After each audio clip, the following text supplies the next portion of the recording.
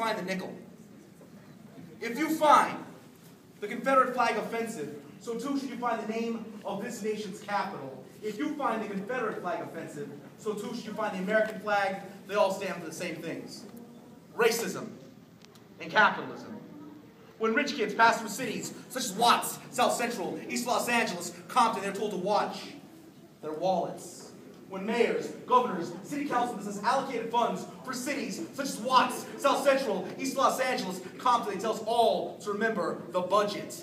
Yet they still find ways to fund the building more prisons and the ramping up of police departments staffed by lawless men who run wild through the street, making the law as they go. They call this service and protection. But then again, they've always had a funny way of looking at things, like history books that teach children to hollow preambles include phrases such as "we the people," as drafted by land barons and slaveholders, invaders and treaty breakers, backstabbers and bastards, drowners, our founding fathers. But I'm told times are changing.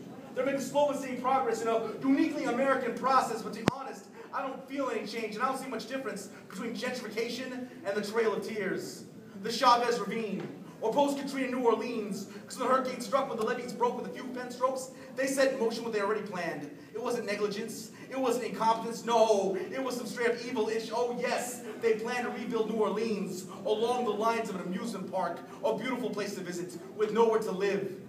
They don't want them back. They don't want them back. Who are they, and what do I mean by them? Let me be clear.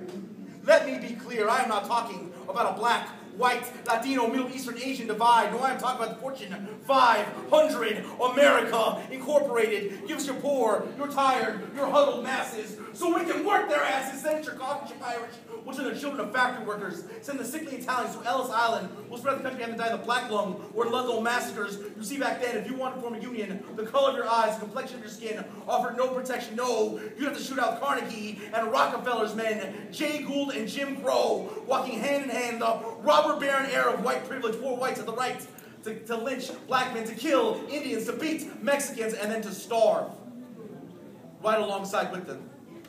Because you cannot eat racism. And you cannot clothe your children in racism. And when they question, Mom, where are we going to sleep tonight? I don't know, son. But at least we're not Spix is not a suitable answer.